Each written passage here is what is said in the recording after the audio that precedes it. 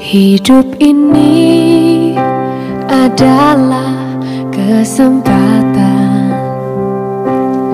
Hidup ini untuk melayani Tuhan. Jangan sia-siakan waktu. Shalom pemirsa, sebelum mendengarkan firman Tuhan hari ini, kita sama-sama berdoa. Bapa yang baik yang bertahta dalam kerajaan surga, kami mengucap syukur Tuhan buat berkat yang boleh kami rasakan hingga saat ini. Tuhan, pada kesempatan ini kami akan mendengarkan audio Kitab Samuel. Kiranya firman-Mu ini boleh menjadi berkat bagi kami dan nama Tuhan yang dimuliakan. Kiranya Tuhan memberkati kami dalam kehidupan kami. Mohon ampun dosa pelanggaran kami, karena kami berdoa dalam nama Yesus yang menebus kami dalam dosa. Amin. Peperangan antara keluarga Saul dan keluarga Daud berlarut-larut. Daud kian lama kian kuat, sedang keluarga Saul kian lama kian lemah. Di Hebron lahirlah bagi Daud anak-anak lelaki. Anak sulungnya ialah Amnon dari Ahinoam, perempuan Yisrael. Anaknya yang kedua ialah Kileab dari Abigail, bekas istri Nabal, orang Karmel.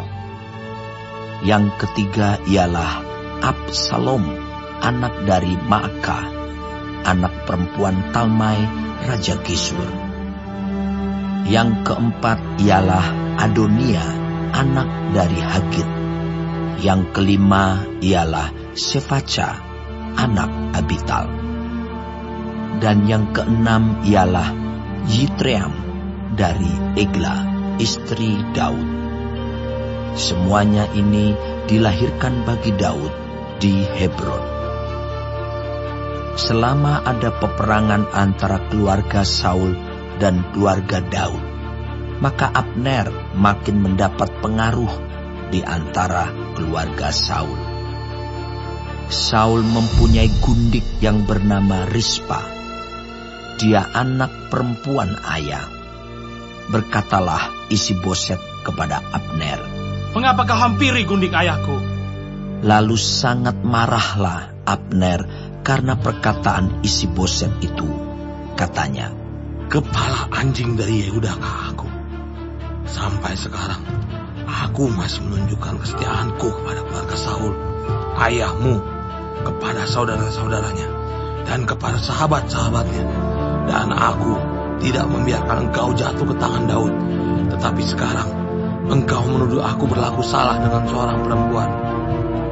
Kiranya Allah menghukum Abner, bahkan lebih lagi daripada itu, jika tidak kulakukan kepada Daud seperti yang dijanjikan Tuhan dengan bersumpah kepadanya, yakni memindahkan kerajaan dari keluarga Saul dan mendirikan tahta kerajaan Daud atas Israel dan atas Yehuda, dari Dan sampai Beersheba." Dan Isiboset tidak dapat lagi menjawab sepatah kata pun kepada Abner karena takutnya kepadanya. Lalu Abner mengirim utusan kepada Daud dengan pesan, "Milik siapakah negeri ini? Adakanlah perjanjian dengan aku, maka sesungguhnya aku akan membantu engkau untuk membawa seluruh orang Israel memihak kepadamu." Jawab Daud, "Baik, aku akan mengadakan perjanjian dengan engkau. Hanya satu hal kuminta daripadamu, yakni engkau tidak akan menghadap aku, kecuali jika engkau membawa lebih dahulu Mikal, anak perempuan Saul, apabila engkau datang menghadap aku." Daud mengirim utusan juga kepada Isiboset, anak Saul, dengan pesan, "Berikanlah istriku Mikal, yang telah kuperoleh dengan 100 kulit katan orang Filistin." Lalu Isiboset menyuruh mengambil perempuan itu daripada suaminya, yakni Paltiel bin Lais. dan suaminya berjalan bersama-sama dengan dia sambil mengikuti dia dengan menangis sampai ke Bahurim. Lalu berkatalah Abner kepadanya, "Ayo, pulanglah." Maka pulanglah ia. Sementara itu berundinglah Abner dengan para tua-tua orang Israel. Katanya, "Telah lama kamu menghendaki Daud menjadi raja atas kamu. Maka sekarang bertindaklah, sebab Tuhan sudah berfirman tentang Daud demikian. Dengan perantaraan hambaku Daud, aku akan menyelamatkan umatku Israel dari tangan orang Filistin dan dari tangan semua musuhnya." Abner berbicara dengan orang Benyamin, pula Abner pergi membicarakan dengan Daud di Hebron segala yang sudah dipandang baik oleh orang Israel dan oleh seluruh kaum Benyamin. Ketika Abner datang kepada Daud di Hebron bersama-sama 20 orang, maka Daud mengadakan perjamuan bagi Abner dan orang-orang yang menyertainya. Berkatalah Abner kepada Daud, "Baiklah, aku bersiap untuk pergi, mengumpulkan seluruh orang Israel pada tuanku raja, supaya mereka mengadakan perjanjian dengan tuanku, dan tuanku menjadi raja atas segala yang dikehendaki hatimu." Lalu Daud membiarkan Abner pergi, dan berjalanlah ia dengan selamat. Anak buah Daud dan Yoab baru saja pulang setelah mengadakan penggerebekan, dan mereka membawa pulang jarahan yang banyak. Tetapi Abner tidak lagi bersama-sama Daud di Hebron, sebab ia telah dilepasnya pergi dengan selamat.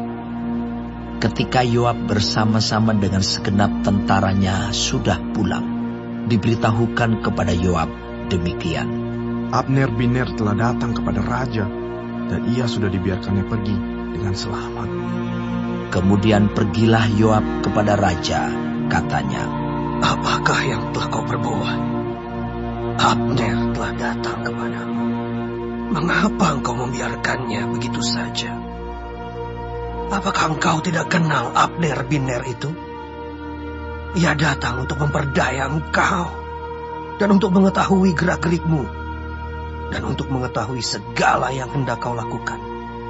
Sesudah itu keluarlah Yoab meninggalkan Daud dan menyuruh orang menyusul Abner. Lalu mereka membawanya kembali dari perigi Sira tanpa diketahui Daud. Ketika Abner kembali ke Hebron, maka Yoab membawanya sebentar ke samping di tengah-tengah pintu gerbang itu, seakan-akan hendak berbicara dengan dia dengan diam-diam. Kemudian ditikamnyalah dia di sana pada perutnya, sehingga mati, membalas darah Asael, adiknya. Ketika hal itu didengar Daud kemudian, berkatalah ia, "Aku dan kerajaanku tidak bersalah di hadapan Tuhan, sampai selama-lamanya terhadap darah Abner bin Ner itu. Biarlah itu ditanggung oleh Yoab sendiri dan seluruh kaum keluarganya. Biarlah dalam keturunan Yoab tidak putus-putusnya ada orang yang mengeluarkan lelehan, yang sakit kusta, yang bertongkat, yang tewas oleh pedang, atau yang kekurangan makanan." Demikianlah Yoab dan Abisai adiknya membunuh Abner, karena ia telah membunuh Asael, adik mereka, di Gibeon dalam pertempuran. Dan berkatalah Daud kepada Yoab dan kepada segala rakyat yang bersama-sama dengan dia, "Koyakanlah pakaianmu, dan lilitkanlah pada tubuhmu kain kabung, dan merataplah di depan mayat Abner." Raja Daud sendiri pun berjalan di belakang usungan mayat. Ketika orang menguburkan Abner di Hebron, maka menangislah raja dengan suara nyaring pada kubur Abner, dan seluruh rakyat pun menangis. karena Abner raja mengucapkan nyanyian ratapan ini. Apakah Abner harus mati seperti orang bebal? Tanganmu tidak terikat dan kakimu tidak dirantai. Engkau gugur seperti orang gugur oleh orang durjana.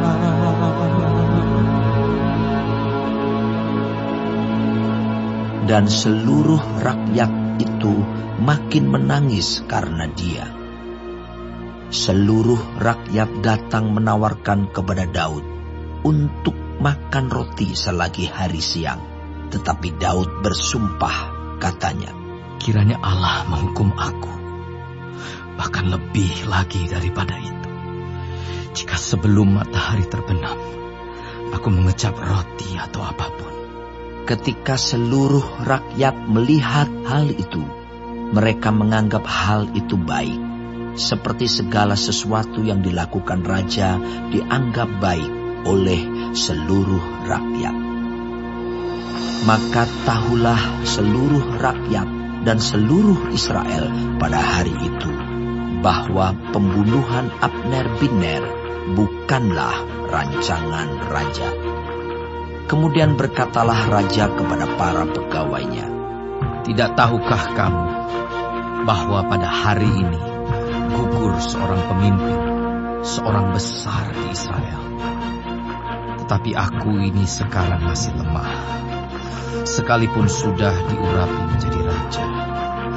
Sedang orang-orang itu, yakni anak-anak Zeruya, melebihi aku dalam kekerasan. Kiranya Tuhan membalas kepada orang yang berbuat jahat setimpal dengan kejahatannya. Baik, sebelum mengakhiri firman Tuhan hari ini, kita sama-sama berdoa. Bapa kami yang di surga, dikuduskanlah nama-Mu. Datanglah kerajaan-Mu. Jadilah kehendak-Mu di bumi seperti di sorga. Berikanlah kami pada hari ini makanan kami yang secukupnya, dan ampunilah kami akan kesalahan kami, seperti kami juga mengampuni orang yang bersalah kepada kami. Dan janganlah membawa kami ke dalam pencobaan, tetapi lepaskanlah kami daripada yang jahat, karena Engkaulah yang empunya kerajaan dan kuasa dan kemuliaan sampai selama-lamanya. Amin. Terima kasih pemirsa telah mendengarkan firman Tuhan hari ini. Sampai ketemu besok hari. Terima kasih. Tuhan